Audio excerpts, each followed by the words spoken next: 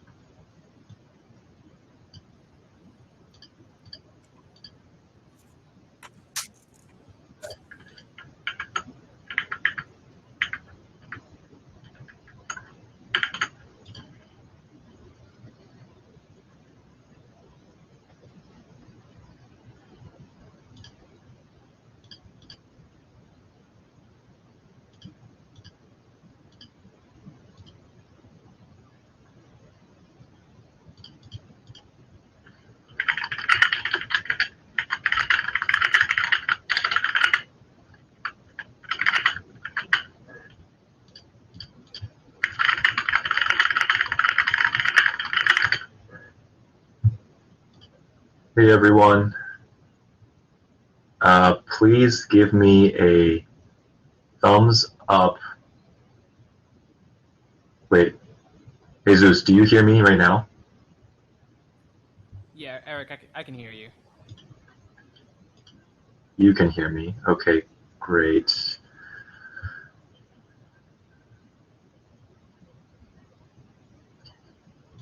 Okay, let's see. Let me create a poll. Can you hear us? Options, yes, and no.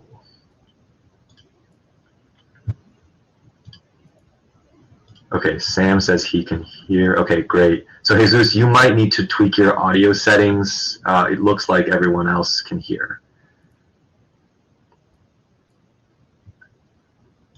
In the meantime, I'm going to get started sharing my screen.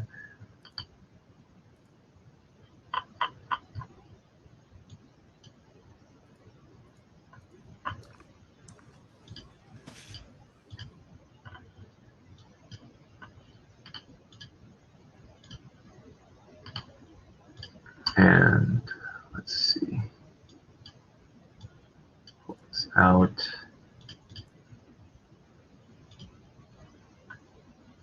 Share my screen.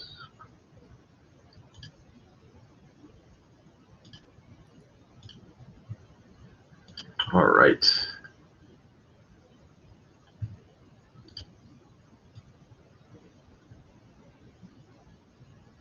Great. So I should be able to full screen.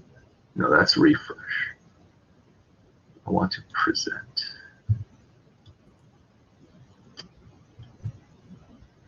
Stop.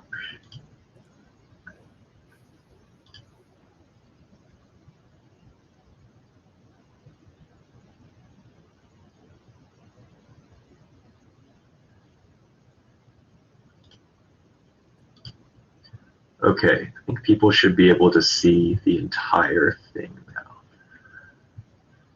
Great. Okay, so Jesus still doesn't hear anything. Sam, I see like Akil and Jesus at the bottom that I can press plus on their names. Does that add them to the moderation panel? Do I need to do that?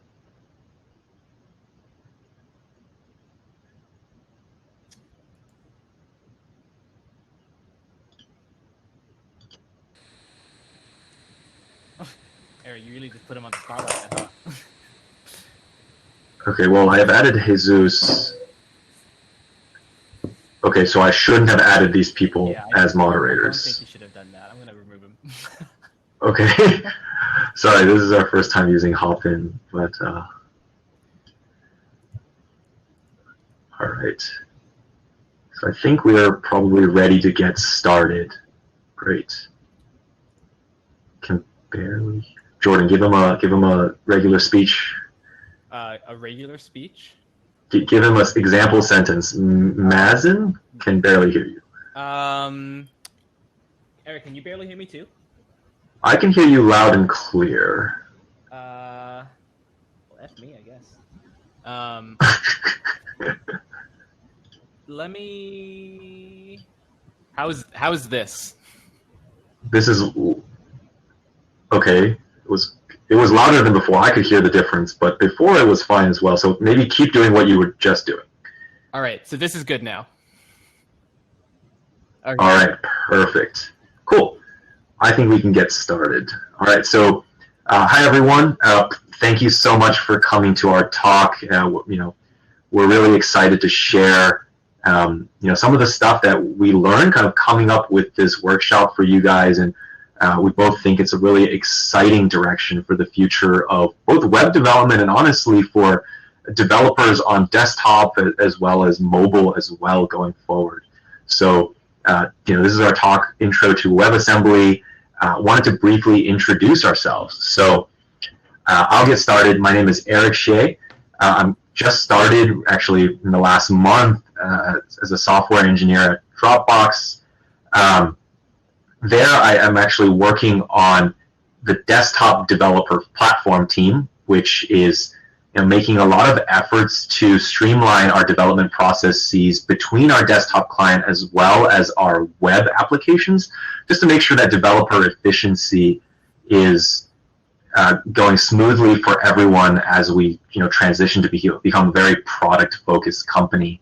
This includes things like switching to Electron, to enable web developers to recycle a lot of logic, both business logic as well as presentation logic, on the desktop side. And that's one of the reasons why I started thinking about WebAssembly, because there's so many opportunities to make our web applications run more performantly and take up honestly less resources and bandwidth on our computers. I think for many of us, the first thing I can think of is Slack. It's a great application, but when it uses up 50% of my CPU and RAM, it just doesn't feel that great, right? I was at Hack Duke 2019 with Jordan. We were both co-workers at APT or Mastercard, and excited to kind of come back to Hack Duke with him. In my free time, I enjoy making pizza. I'm playing the guitar now, learning through Skype, and recently really got into collecting mechanical keyboards. So hit me up if you have any cool stuff to talk about in that space. I would actually have questions about that after I think about my mechanical keyboard. But yeah, so hey, I'm Jordan. I graduated from Duke in 2018. I try to use every excuse I can to be involved with the school, visit campus, etc. So last year I came to Hack Duke with Eric. We gave a talk on TensorFlow.js, which I think went pretty well. I was on the track and cross-country teams while I was at Duke, and I was a computer science major. I currently work at APT, or a company formerly known as APT, now Mastercard.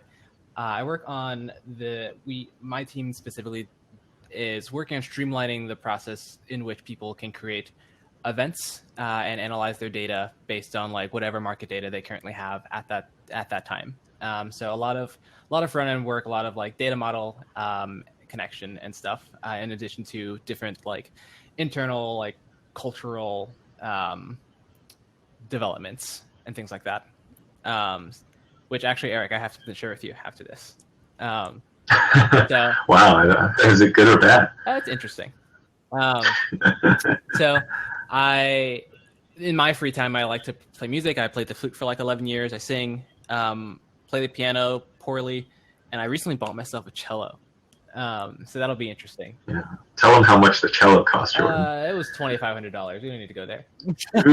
Yeah, cellos are expensive pieces of wood. But anyway, but yeah. So welcome to our talk, and so let's get into a little bit of history. So I guess we're gonna, the question of is JavaScript slow? Why was WebAssembly why was it built? So let's first go to the how is JavaScript read? So let's go through the different ways that programming languages can kind of be can be run. So for those of you who've taken either operating systems or Comp 250, which is computer architecture. You might know a couple of the ways, but so two of the very popular ways are interpretation and compilation. So I'll start with compilation, since that is the more traditional way of executing code.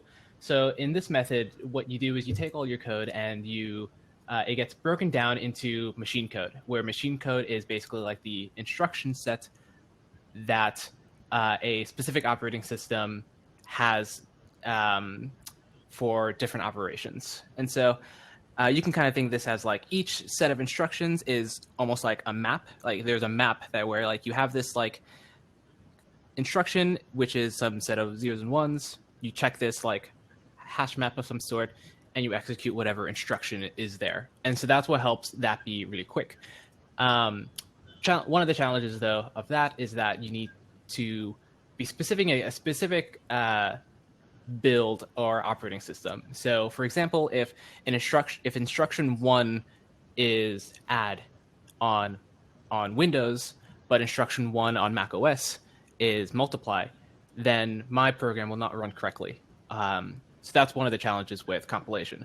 But on the flip side, it is optimized because of the like mapping of instructions and all that. Interpretation is a little different in that rather than the code being broken down into machine code, it is instead interpreted and like read by a different program. So a different program will look at the code and say, okay, like this set of words here in this like instruction tree will cause me as a program to do this instruction. And so because of that, it's like the code is read line by line effectively, and it has to be parsed into this instruction tree, which while makes life for the programmer easier, it is a little bit slower. And then if we move on to the next type, which is also very common because of languages like Java and I think C#. Nice. It's called just-in-time compilation. So effectively what is done, Eric, correct me if I'm wrong, because I haven't had to explain this in a while, but the general idea is that as the code executes, so you compile your code into, instead of machine code, it's bytecode. And then from there, you have a kind of usually like a VM or some sort of program that will take your bytecode and as it's executing, compile it into machine code. So that way, on different operating systems, you can say, okay, while this is compiling, oh, I'm on Mac, compile it down to this type of machine code, or my Windows, compile it into this machine code. So that way you can get that native code performance with like a single set of high-level code. Exactly. Yeah, I think, Jordan, you're 100% correct. Some things I'll add is that this really gets around some of the pain points of traditional compiled languages. You mentioned the difference between like assembly code and bytecode. So, for people who are familiar with writing Java, the class files that you're creating when you compile isn't actually the ones and zeros that go into your computer's CPU, but rather it's code that can be read by the Java virtual machine. And this is why for the longest time Java has touted itself as being a write once, run anywhere type of language, because that bytecode is somewhat portable between the different machines. Now, the same thing basically happened with C#. Microsoft really tried to rip off a lot of Java or Oracle's features, and Jordan and I know all too well from our experience working with C#. So something I'll add for JavaScript and give it more color for the history of it is that this is we're maybe addressing the class of 2022 right now, but I think even when we were in college in the class of 2018, a big flavor of the month that was emerging at the time was everyone was trying to write Node.js. Everyone was trying to learn Node.js. Everyone was trying to come up with libraries in Node. And for the longest time, it wasn't like that. JavaScript was a fully interpreted language. It was being broken down line by line. And you can imagine we lose a lot of optimization opportunity for the language, which I can cover in just a bit. Let's think about a typical set of JavaScript that you might run from a website. So previously, the paradigm is that, let's say you wanted to instantiate 3 variables, maybe add 2 of them together, and then subtract the sum from the 3rd variable. Previously, you would have to pass each of these lines through the JavaScript interpreter on your browser. And this is all fine and dandy, especially if your commands are quite simple. But there are some things that just-in-time compilation will allow us to do. Namely, one is that when we first run a particular line of code, that might be it. When we compile that into machine code, that's totally fine. We've never seen the code before. But what happens when we hit a piece of code that's really hot? What if we're in a loop, right? What if we don't need to recompile that line of code over and over again? Just-in-time compilation and compilation as well gives us the opportunity to say, hey, if I look at the whole program, I recognize I'm actually going to run this line multiple times. So I shouldn't, look at things at a line-by-line level of granularity. I should actually be thinking of ways to compile once, run it again. There's other techniques that optimization gives us. So, for example, your CPU might actually be really good at doing maybe a combination of multiple multiplications. One thing that people are very keen about recently is graphics cards and their ability to do a lot of linear algebra or a lot of matrix multiplication. So if you have a CPU or a piece of hardware that's specialized at doing something, you would really want to optimize your assembly code to take advantage of those things. And with parsing, you really can't have that. Now, JavaScript's just-in-time compilation helped a lot with this because it allows us to make some of those optimizations, but there are still some issues. So JavaScript, as you might know, is loosely typed, as in when you pass a variable to something, there's no promise whether it's a number or it's a string, and that can really throw off some of our optimizations. So what I mean by that is, let's say you were running a loop in which you were appending some sort of variable to a list of items or objects. Now, for the first, let's say, 100 iterations of this loop, you might be appending numbers to this list. And the just-in-time compiler really wants to optimize for inserting a number into this array. But let's say on the last loop, you actually append a string. Now, this completely throws off some of the existing compilation and even optimizations that the just-in-time compiler might have made. So, there's a lot of ways around this, one of which is called speculative execution. Now, for those of you who've taken computer architecture, you might, have already learned about this, but speculative execution is kind of like we will maybe assume that we will make a hunch that it is a certain type or that the CPU should do something. And if we actually get to the code and we realize that our assumption is not correct, we'll just kick ourselves out of our assumption and then do the extra work to fix it. Now, this heuristic allows us to skip a lot of cycles because we want to be able to say most of the time our speculation is correct, and therefore we will have done the work ahead of time and things will be fast. But without a strict typing system, we can't get a guarantee that our speculation is always correct.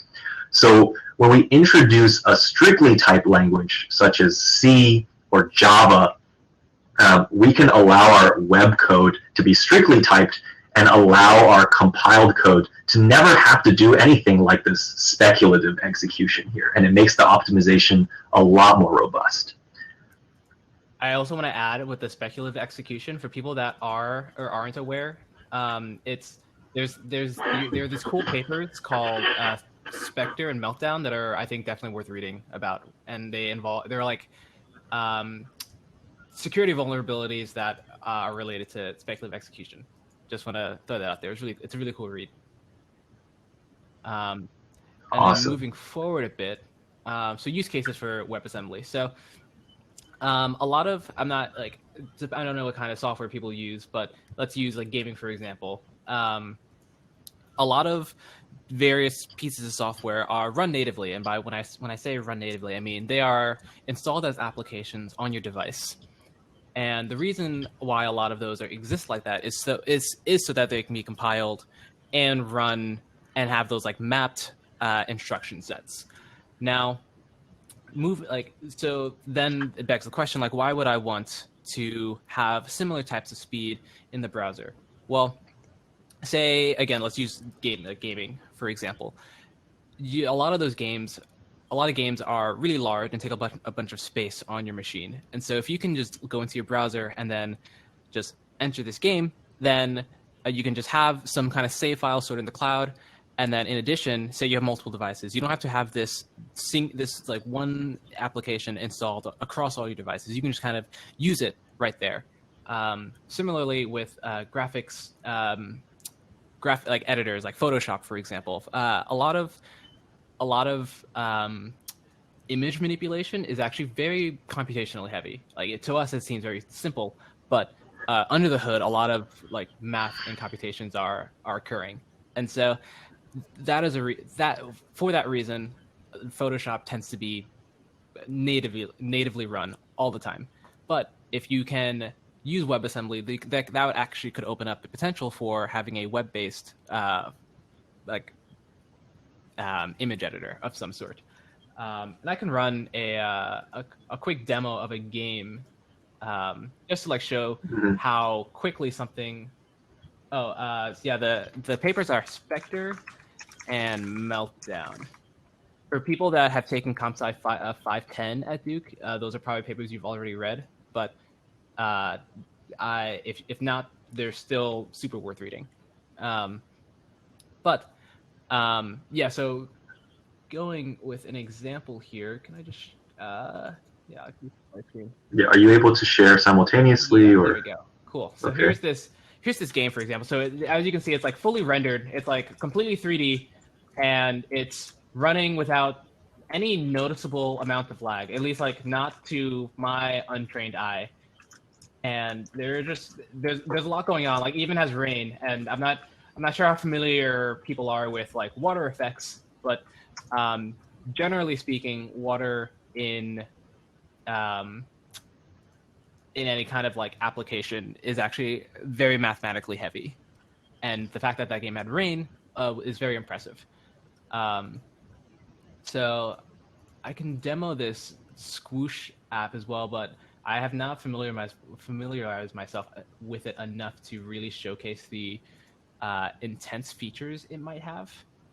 So I probably will just move forward to machine learning. So similarly, so machine learning, why would you want to use WebAssembly for that? Again, like mathematically computationally heavy programs, they will just run quicker with WebAssembly. And so, say you're trying to do some kind of analysis of some data set you have, rather than having to like install something like MATLAB, you can go and online and use some other tooling. For example, this isn't a thing that actually exists yet, but so MATLAB costs money, right? And so if you, with the advent of WebAssembly, there could be web-based open source machine learning data analyses and deep learning networks that you can probably use pretty easily. So yeah, those are the general use cases of or some like very simple use cases of WebAssembly. Yeah, so for those of you who were able to attend or heard of our talk last year on TensorFlow.js for the browser, we were talking about using a lot of pre-trained models for TensorFlow.js, just simply because it wasn't realistic to expect real-time machine learning to happen on the browser without maybe a pre-trained model or a very simplified use case. Now, recently there's already been publications as early as March of 2020 about the release of TensorFlow for using WebAssembly for the browser. So we're suddenly able to tap into this near native performance on our computers, and it's going to enable a lot more of the functionality that we showed in our TensorFlow talk, so such as the ability to classify objects or recognize behavior patterns from users on websites, and really suddenly adapt the UI to suit their use case. This is something that intrigues people who want to take advantage of graphics hardware in particular, mostly because we've already been able to expose a lot of the specialized computational units on graphics cards via the WebGL standard. So you can imagine that someone who wanted to take advantage of the tensor cores or the CUDA cores on your NVIDIA GPU are now able to do so with a WebAssembly backend instead of just using your browser APIs. All right, so let's talk a little bit about demos. So something that I really want to show you all is kind of what Jordan was alluding to with kind of the image processing or data science tools like MATLAB that he was talking about. So performance is certainly a major reason why you would want to use WebAssembly, right? We talked about the benefits of compilation, the benefits of the strict typing system, and therefore being able to make sure that you beat the performance of just-in-time compilation. Now, another thing that maybe some of you have already come up with on your own is, hey, if we already have code written such as MATLAB or such as TensorFlow or such as like OpenG or like some of these graphics libraries, we could really just save a lot of time by compiling them for WebAssembly, right? So there's really a lot of developer efficiency that we can gain by simply compiling existing libraries for WebAssembly. So in this demo, I'm going to show you a very simple demonstration of how you can turn existing C code into something that, rather than create a .out or some sort of binary executable, will allow you to actually export it as a WASM or WebAssembly file, and can be run on the browser. So I'm trying to figure out what is the best way for me to share my screen. Entire screen. Yeah, I realized it depends on how large your monitor is. Mm-hmm. Yeah, you'll have to excuse my ultra-wide monitor, but let's see. Can people see things all right? Or maybe, because I really want to show you guys both the code editor as well as the browser that I'm about to share. So definitely let me know if you cannot see or read out the majority of this code. Zoom in. Chica, is this better, or zoom in? Yeah, so we can't see the area. The text itself is very blurry. Yeah, that's actually a lot better. Yeah. That's a lot better? Okay, great, because that's all we really need to see. These programs are quite simple. Okay, so we have a program called main.c here, and really this could probably be passed off as valid C code, and we could compile it for execution as a C program using tools like Clang, GCC, but today we're going to be using a different SDK that was meant to compile C and C++ programs into WebAssembly, and that SDK is called Mscripten. So Mscripten is pretty easy to set up. I can kind of give everyone an overview using my terminal here. So Mscripten is set up by cloning the MSDK repo onto your computer, and then from there on, you really just have to run a shell script which will download the relevant files, and then from there on, you'll have access to an MCC executable, which you can see here. Sorry, it's definitely going to be zoomed in now. See, here we're using the Clang compiler under the hood. And before I kind of demonstrate something, I want to talk a little bit about what this means, right? So we talked about compilation and how we have to target particular hardware sets with our programs, and how Java and C# like to kind of compile to an intermediary bytecode to make it easier to, bring that bytecode portably across different operating systems. Now, the same concept sort of exists in C and C++ world as well, in the sense that when we compile our C programs, we actually also have like a two-stage compilation process. So we have something called a front end and something also known as the back end. That is completely non-related to front end and back end web development, but it does tell you a little bit about like what phase, like the front end goes first and the back end goes second. In this case, we're using Clang, which is a very popular C++ and C compiler, to turn our human readable C code into something called IR. Now, IR, sorry, I'm blanking out what the R stands for. I think it's instruction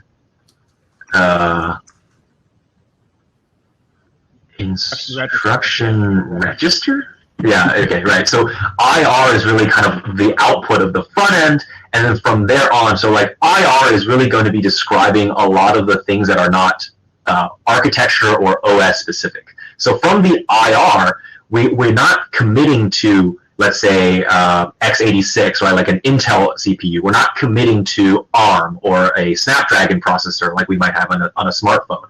The IR is describing a lot of the common logic that would belong in any sort of compiled version of the code.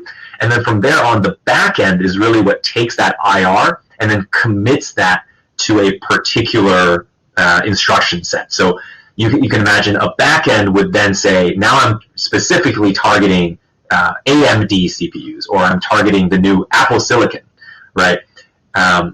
I'm personally very excited about that, so you're going to hear me talk about it a lot if we speak about it. But what we're doing here is that mscripten is our backend, and Clang is our front end. So Clang will create the instruction register, intermediate register, and then mscripten will turn that IR into WebAssembly.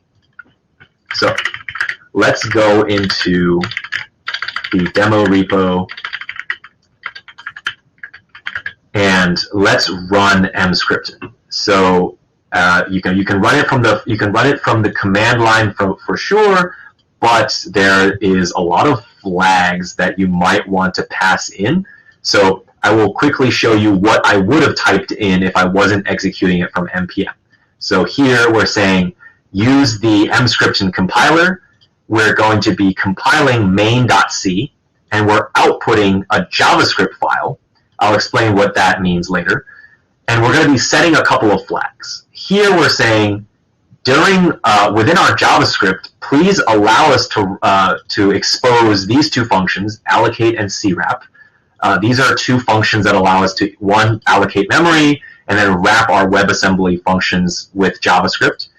And then malloc is something that you're going to be using all too often if you're writing C, but this will allow us to allocate memory. And for people who are writing Python, or really most languages except for Rust, C, and C++, you might not know about the necessity to have to allocate and free computer memory manually. It's definitely a pain in the butt, which is why WebAssembly isn't really for everyone. But we will demonstrate a little bit about what that means soon after. So going back to the main.js file, this is going to be output in just a second once I run npm run assemble. And this is just saying, because I've defined what assemble means, I'm going to run this command as if I had typed it into my command line. And we now have a main.wasm file. So WASM files are assembly code, so they're not going to be really human legible. It's going to be bytecode, or it's going to be bytes of memory, and we're not going to want to open it anyway. But what we do have is a main.js. Now, you might be wondering, why do we need a main.js? Now, when we create WASM code, we obviously, it's not JavaScript, so we can't just call it directly. We want to really wrap these functions in some valid JavaScript to make it easier to interoperate with our code. Now I want to point everyone to really what's the meat of this file. It's going to be pretty heavy, but the meat of the file, which you'll also see, sorry, I typed it, instantiate streaming,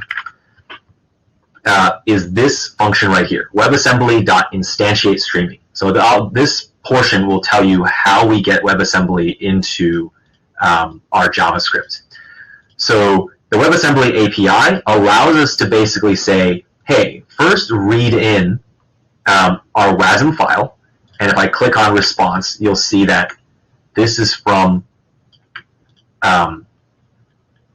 this is from the WASM binary file, which is reading our WASM file. And we're going to read this bytecode, literally byte by byte, into memory, and we're going to compile it. Sorry, it's been compiled, but we're going to read it into our JavaScript file, and it's going to run the rest of this code, which will say expose some of that as runnable JavaScript functions. So one thing that you might see in some tutorials is that they'll just use instantiate, and they'll pass in the array buffer, which is a set of memory that contains the WebAssembly. But this has been improved upon with instantiate streaming, because what it's basically saying is you can stream the bytes to me rather than dumping it all on me at once. And in many cases, if not all, they're actually finding that this streaming instantiation process is actually faster than as if you had passed in all of the bytes all at once. It's not going to be super important, but I just wanted to show if you were to manually set up your WASM and incorporate that into your JavaScript, this is most likely the line that you're going to have to write yourself. All right, cool. So we created this main.js file, and I've also created a very simple HTML file so that we can deliver this JavaScript to our browser. Now, you know, I actually haven't run into this problem because I preemptively got around it, but in order to deliver .wasm files to the browser, you actually need to kind of specify that as a valid file format that your web server is going to be able to deliver. Now, that just means that if I open up like index.html, it's going to have a problem because opening it as raw HTML doesn't add that WASM to my list of valid file types. But thankfully, I can download this NPM package called static server, which basically acts as a very dumb web server that delivers index.html, and it gets rid of that issue for me. So let's open that up, serve demo, and you'll see that we have started a web server on localhost 9080. So let me go over to that real quick. All right, so we see our HTML file, and I kind of want to show the rest of this to you in the console. So let me make sure I zoom in first. You can ignore this error because I really didn't configure much of my HTML page at all. But if we check out the module that is loaded as part of, not script.js, but main.js, this module really contains a lot of the things that we wrote in our WASM. So you'll see that _add is actually a function. It says 0 because I didn't pass in any functions, but let's say we were to add 1213, and maybe the same number so I can check myself. We are able to run our C code from JS. Now, obviously, this is a very simple example, but it really does demonstrate a little bit about kind of where most of WebAssembly is right now in terms of how user-friendly it is. So when we go back to our C program, we'll see that both add and subtract are functions that take in integer parameters.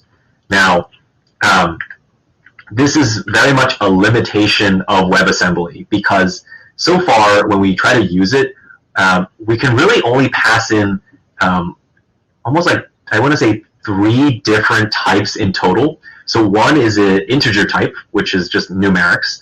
The second one, I believe, is Boolean. We can return like ones and zeros because in a way they're also like integers. And the third type that we can pass in is arrays. So for those of you who are maybe very, very well versed in operating systems or computer architecture, you could argue that everything is an integer, right? So things that are primitives are just like values in memory that are defined by a hexadecimal value. And arrays are really just a pointer to memory. So, you know, an integer or an unsigned int that points to a location in memory. And that tells you a little bit about the limitations of WebAssembly right now. It's very easy to pass in numeric-based parameters, but it's not so easy to pass in non-numeric variables. So you might be asking, like, so what if I want to do something kind of complex? What if I want to pass in something that's not a numeric type? So WebAssembly does have a way to do that, but it is a little bit tricky. Now, let me pull up the code that would allow us to do this, right? So let's say we wanted to print hello world using C, right? So you'll see we kind of briefly go back to this logger program that we have put in right here. Logger is just a very thin wrapper over printf, which will print out the string that we give it. Now, for those of you who need a quick refresher, a char star str is actually referring to a C-style string. So what we're saying is that we're going to pass in the memory location of a string in memory, and you're going to keep reading the bytes from that piece of memory until you hit a null terminator, which is just kind of an ending delimiter. And we're going to print that out verbatim. So I mentioned that we can't pass in strings, obviously, but we can pass in the memory location of that string. So we now have, so what I've done here is I basically, taken hello world, converted it to the ASCII codes for the letters HELLO space world, and turned it into an array. And then I've asked, remember when I was back in the code editor that I actually asked mscripton specifically to expose this allocate method to me. And what this allows me to do is reserve memory on my computer. Now, once I have a pointer to where my string lives, it's now very easy to call logger with my pointer, and this will basically deliver my string into the C program via that pointer, and allows me to print to the console as if I were running C in a browser. So here we have hello world, and if you really don't believe me, I guess we can try to do like hello hack Duke, exclamation mark. Let's, we've already defined pointer, so maybe let's call it pointer2, and let's do pointer2, and we see that we are able to kind of pass in various strings into our program. Certainly writing a more complex program in WebAssembly will take a lot more thought, because you have to think about, like, hey, I can't necessarily pass in my objects unless I first serialize them as memory and then deserialize them. And you also have to worry about things like allocating and freeing memory, which is really kind of beyond the barrier of entry for a lot of people who really want to dip their toes in. Now, going back to the we've talked a little bit about compiling WASM, so we use mscript in there. We've also talked a little bit about how we consume WASM. And then we also talked about working with memory, right? So like what happens when we don't just want to pass in and get integer or numeric types out of our WebAssembly. Now the last thing that I really want to talk about is addressing some of those problems with WebAssembly. If WebAssembly is so much of a pain to write, why do we even bother, right? And the reason is that, like I said, one, some people have already written brilliant code bases in C or Rust or even Python, and they want to bring that performance to the web. So exposing some of these highly performant pieces of software to our web environment is going to really help with things like what Jordan showed off with the Unity engine, and also talking a little bit about potentially having image processing or machine learning on the front end. So how can we get around some of these complexities? Well, certainly we can. Everything in programming, as someone in the chat, I will give you bonus points for bringing those up. But there was a famous computer scientist or mathematician who said anything can be solved with an additional layer of indirection. So what that means is that you can just add a layer of abstraction or an API around anything, and you've simply solved, you might have solved a very complex problem by simplifying it through abstraction. So what I'm trying to get at is when we have a more complex or hard to write piece of software, someone can take the time to write really good bindings with JavaScript. So what I've shown here is a little bit messy, right? Like I've shown, calling things with pointers. Why are there underscores prepended to my functions? No one really wants to deal with that or memorizing these patterns. But if someone goes around and writes really good bindings for these Rust or C functions, they can expose that as a very clean npm module that someone can consume and really consume without even knowing that it's WebAssembly. So one example I really wanted to show off is a library that's growing in popularity called WASM BindGen. As you might know, Rust is an emerging popular programming language that actually comes with WebAssembly support out of the box. So what I mean by that is, whereas we had to combine Clang with Mscript to compile our C, the creators of Rust have really thought forward and said, we're going to add the ability to compile to WebAssembly native to our build process. And WASM-BindGen is a very easy way to write Rust and then very easily expose external functions or even import JavaScript functions so that you can consume them as if they were a JavaScript module. All right, let me hop back into the slides and share that screen once again.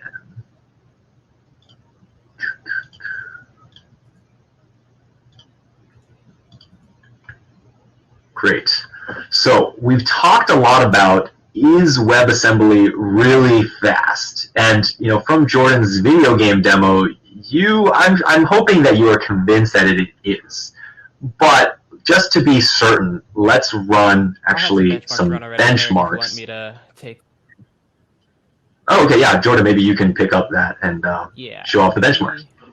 I also have a widescreen, so you'll have to let me know if you can see. Eric, do I need to zoom in? All right. Oh, absolutely. Is that good? I can read it. If anyone can chime in to see if you can also see it or not. Yeah. So this, I actually don't remember which. This is a quick sort. So, so this is a comparison of how JavaScript running the quick sort with doubles and the similarly C code. And as you can see here, the JavaScript is a little bit slower than WebAssembly, so it's not much faster. Like this would not be a compelling case for using it, but it is still faster. Something like this, Fibonacci, you can see that the improvement between the JavaScript and the WebAssembly is pretty massive. So this would be a compelling case to use it. Even more so, multiplication between integers. The WebAssembly is also significantly faster. There are some cases, however, such as this, the image to grayscale in JavaScript is actually sizably or significantly slower than the WebAssembly is slower than the JavaScript. So this would not be a compelling case to use it, and that could be for a number of reasons. I know one of the reasons for that is there's actually a lot of overhead in the upfront. There's a lot of upfront cost in invoking the WebAssembly code, and so that is a bit of a barrier. And so certain operations are also just more complex. So, for example, Eric alluded to it earlier, mentioning that integers, arrays, and booleans work really well in WebAssembly. However, more complex data structures such as strings. Like we think of strings as being very simple, but the implementation for those can actually like be quite complex. And so they're having the optimizations for complex data types has not been fully flushed out yet, which is why if we move on to the next slide. Okay, cool. I moved it on. Moving on to the next slide, the question is, should you be using WebAssembly? And the answer is probably not. It's a cool piece of technology, and definitely has its niche use cases. And I'd encourage anyone to explore it and kind of have it in the back of your toolkit just for when it becomes more mainstream and more supported by the community. But that being said, it is still very young. And as a result, there is not much documentation, there is not much support, and it is still being actively developed to be more optimized and user-friendly. So at the end of the day, JavaScript is a great language, and you should continue doing that. WebAssembly is not meant to replace JavaScript, but is instead meant to work alongside it to help bring more powerful applications to your browser.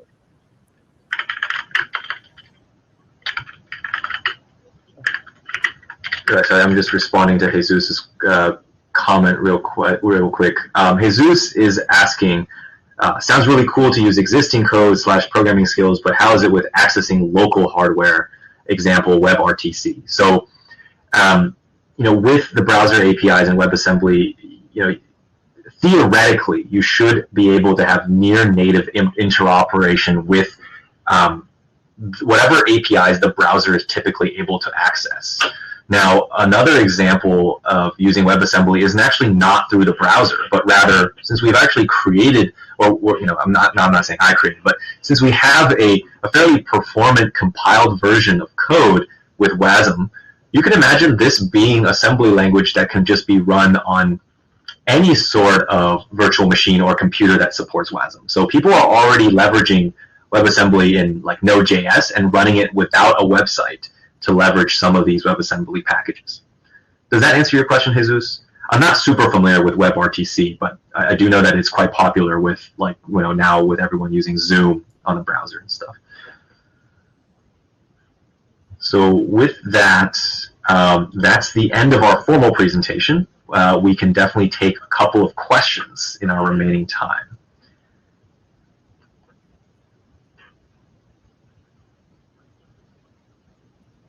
Also, feel free to either connect with us on LinkedIn or message us. I'm going to toss my email in the thing if people feel like they have further questions or want career advice. I know Eric earlier was mentoring with some career advice. So, yeah, we're open to all sorts of questions. And I at least am more than happy to help in my free time. Yeah. So feel free to shoot me an email or reach out to me on LinkedIn, etc.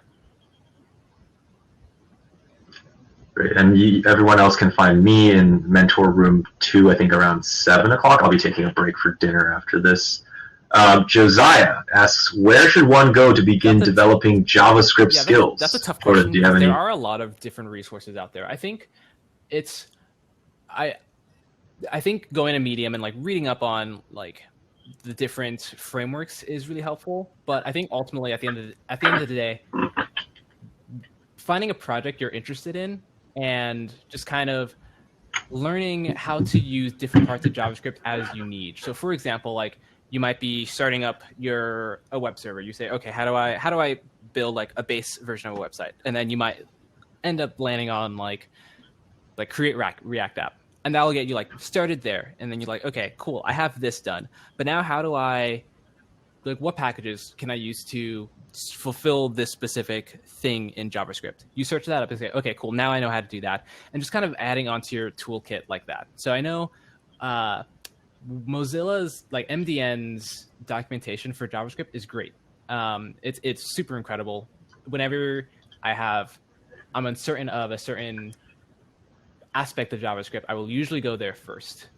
Stack Overflow too, but ultimately I think learning JavaScript is something that comes through actually implementing it.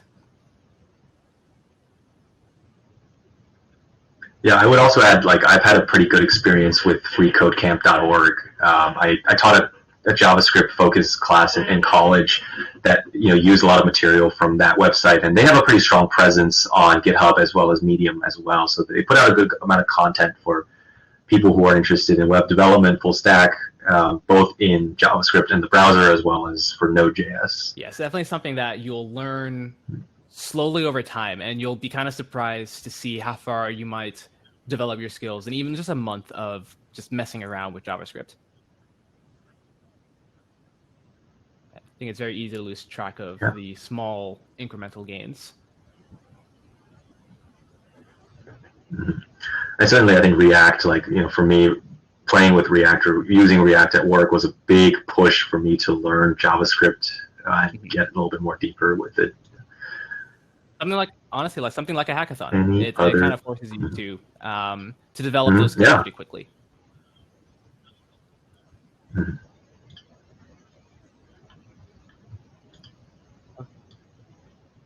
Jesus, you were asking why for... Yeah, and I know. So at work, I work mostly with JavaScript these days. So if people do end up having like specific JavaScript questions, feel free to again shoot me an email. Eric also worked with JavaScript for about a year, right? Pretty active. Yeah, good amount. Yeah, and then nowadays I write a lot of TypeScript as well, so haven't lost it totally. Yes. Oh, okay. Jesus just said yes.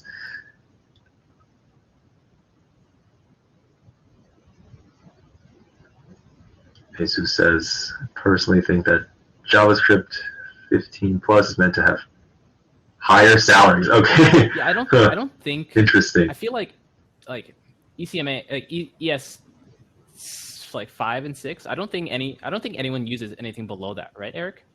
At least these days. Oh, well, Jordan, you would be surprised how many people write old, outdated languages. But yeah, I think that going forward, a lot of the frameworks we're talking about, like React or WebAssembly, would assume that you're on, something that was a standard that was developed in this decade. Yeah, but I'm sure there's plenty of people in our parents' generation that are working with, slightly older code bases. I know, like, for example, like our old framework in YUI was probably well supported on, ES20, ES5 or ES4. Do people have other questions? The floor is yours. Yeah, if not, we will definitely. Yeah, I think that's from education to the workplace. Maybe I can go first. You're talking about like going from college to like starting a full-time job. Is that right, Josiah? Yeah. I think I have different thoughts about what like kind of computer science or like programming in particular meant to me from college moving on to the workplace. I personally thought that back in college, attending hackathons, you really kind of feel like, at least at my school, there was a decent amount of focus on application development and like working with web apps or databases, but I always kind of felt like, oh, why doesn't school teach us how to write React, or why doesn't school teach us about things like different database technologies or the latest framework? But if anything, I feel like going into the workplace, you start to realize how it's a little bit futile to focus on a particular piece of technology, not only because you might not have a choice on what technologies you work with, but also like what gives you value and staying power as a software engineer isn't really any particular framework. So if anything, I now treasure those moments in college where I learned about some of these concepts that are constant, are perennial, like computer architecture, operating systems, programming languages, and what's common to all of them. And as we see with WebAssembly, all of those concepts are coming back full circle.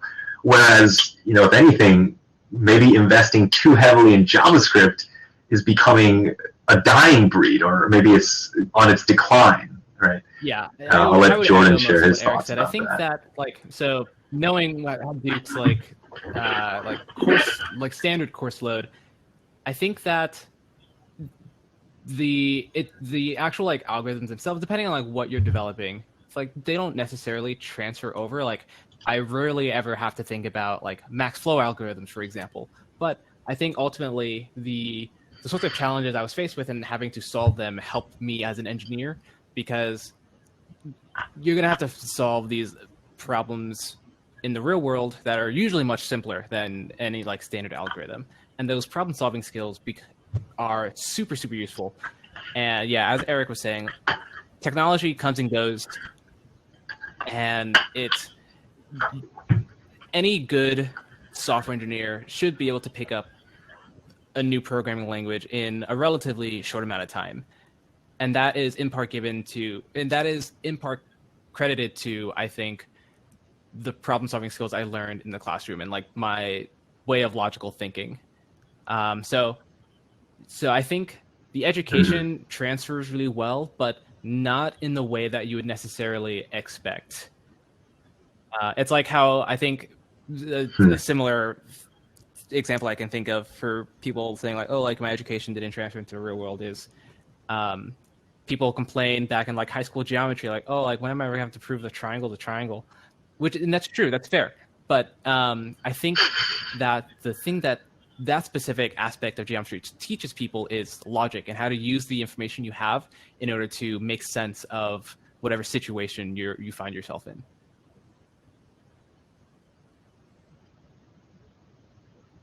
That was definitely a mouthful, but hopefully that helps just give you a picture of the types of things that people with too much time on their hands think about once they leave school. So treasure your time here.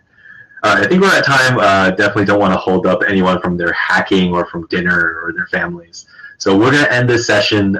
Really appreciate everyone for coming, and of course, feel free to reach out to us on Discord throughout the night. I'll certainly be mentoring. I didn't register for a mentor session, but I always have Discord open, and I'll probably just find myself sitting in a room. So feel free to say hi or ask a question. Yeah.